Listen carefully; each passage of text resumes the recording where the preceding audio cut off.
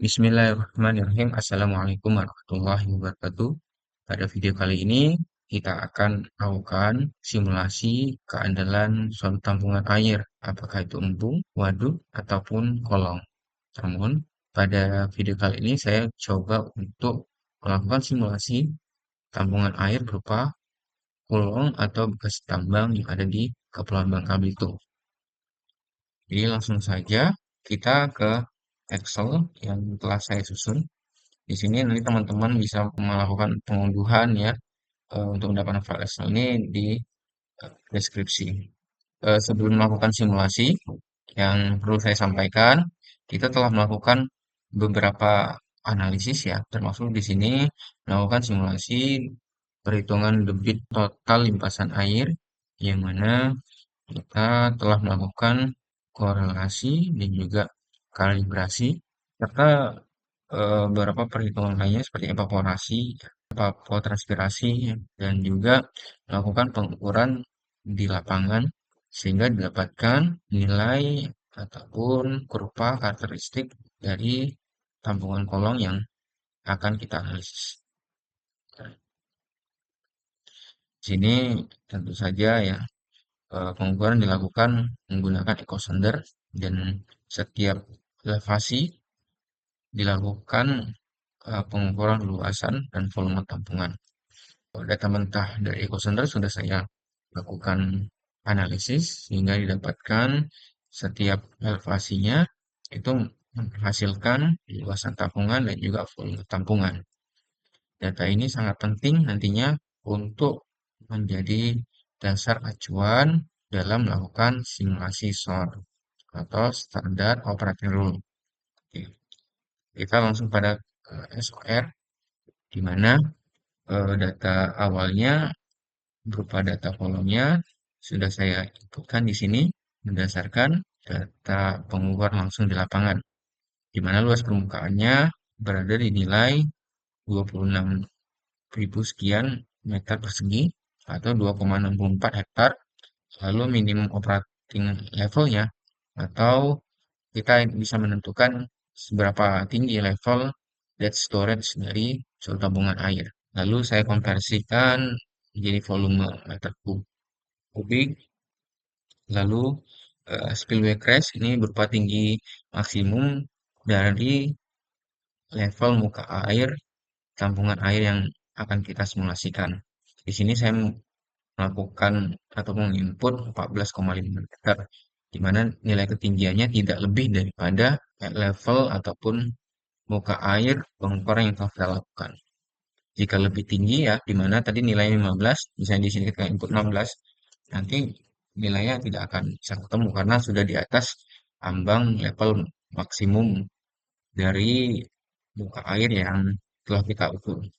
Ini harus kita pastikan ya, data ini benar. Lalu berikutnya volume resapan, di sini saya akan menggunakan rumus 0,1 dikali dengan volume tabungan air. Juga volume evaporasi atau evaporasi ini saya dapatkan melalui analisis yang telah dilakukan. Nah, ini berbagai analisis ya. Jadi di sini saya sudah mendapatkan dari data analisis. Karena ini satu tahunan ya, ini suatu simulasi yang akan memudahkan teman-teman ya. Karena data yang biasanya kita lakukan itu berdasarkan data hujan 10 tahunan. Namun di sini untuk memudahkan kita melakukan simulasi untuk 1 tahun. Lalu ada beberapa kolom yang akan kita isi, termasuk jumlah hari dalam setiap bulan, lalu data hujannya. Data hujannya juga didapatkan melalui data BMKG ataupun data analisis yang kita lakukan sebelumnya. Lalu data inflow ini didapatkan berdasarkan data kalibrasi dari analisis NTCA yang tentu saja sudah kita lakukan pada video sebelumnya.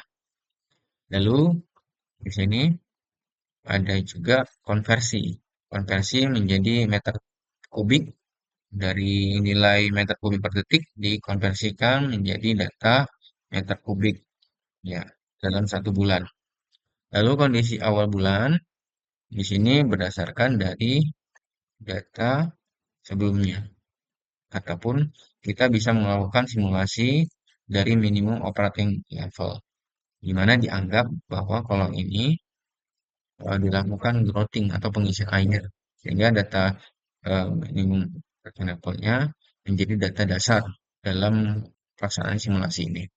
Lalu dikonversi menjadi meter kubik, di mana di sini menjadi satu peranan penting ya, bagaimana data lapangan yang telah kita kita kita dapatkan melalui pengukuran echo sounder. Di sini sudah ini rumus Excel yang sudah saya buat dan cukup panjang, terutama eh, ini akan mengambil data suatu data ya, ataupun melakukan pendekatan dengan iterasi, di mana ketika kedalaman suatu tampungan 6,5, maka berapa volume meter kubik yang eh, atau tampungan itu miliki, sebagaimana karakteristik tampungan yang sudah kita dapatkan sebelumnya ya. Di sini jika manometer maka luasnya sekian dan juga volume tampungannya sekian. Jika 6,5 berarti nilainya kan di antara 6 dan 7. Maka luasnya juga di antara 3.000 hingga 8.000 meter persegi. Volume tampungannya juga sama di antara nilai 1.000 meter kubik hingga 6.500 meter kubik. Jika ya, didapatkan datanya mendekati nilai 4.000 kubik ya. Kita jika di sini ya berada nilai ini ya, cukup relevan ya rumus yang telah saya susun di sini. Jadi teman-teman bisa langsung unduh ya Excel ini untuk melihat bagaimana rumus operasi yang saya susun. Lalu juga ini luasan tampungan berdasarkan iterasi dari nilai level minimum elevasi yang kita tentukan. Jadi sebagaimana nilai dari volume tampungan, luasan tampungan ini juga berdasarkan iterasi dari karakteristik kolom. Nah, lalu ada evaporasi. Ya, evaporasi ini sudah saya lakukan ya, mulai analisis sebelumnya dan dikonversi menjadi meter kubik. Volume resapan juga sama, ini rumusnya 0,1 dari volume tampungan, dan target rilis ini berdasarkan rilis rencana yang kita lakukan. Ya. Nanti kita akan mengatur ya kemampuan rilis dari tambungan air ini. Nah, di sini akan berpengaruh ya. Misalnya kita buat dulu 1 liter per detik, maka akan berpengaruh. Dikonversi menjadi meter kubik. Lalu potensi rilisnya ini didapatkan melalui simulasi dari tampungan ini. Dimana jika data inflow-nya senilai 47.000 meter kubik, nanti akan ditambah dengan kondisi awal bulan sebelumnya dikurang dengan nilai outflow yang terjadi atau eh, air yang terpakai. Di sini ada evaporasi, ada resapan, dan juga eh, nilai dari minimum operating levelnya. Karena di sini kita melakukan simulasi untuk pemenuhan air baku, maka target release yang dilakukan cukup hanya untuk pemenuhan kebutuhan air duduk. Jika di sini teman-teman melakukan perencanaan untuk irigasi, maka bisa ditambahkan kebutuhan irigasi.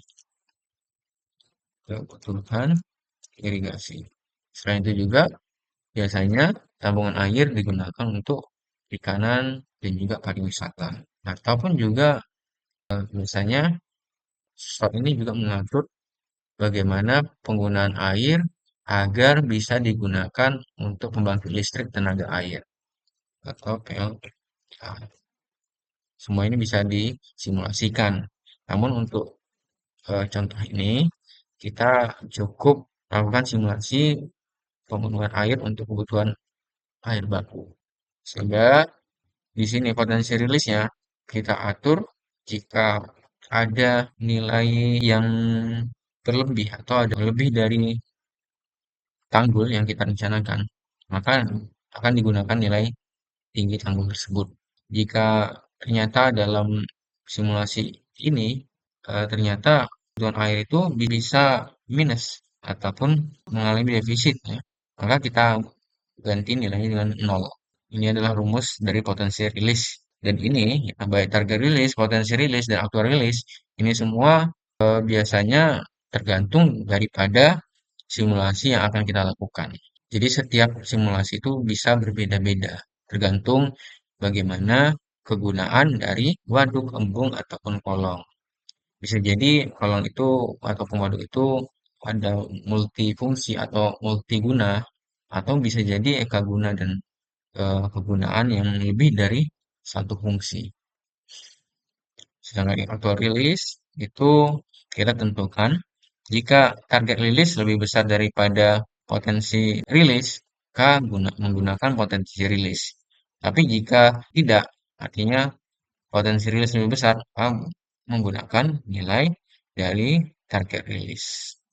Kita ambil nilai yang terkecil dalam aktual rilisnya.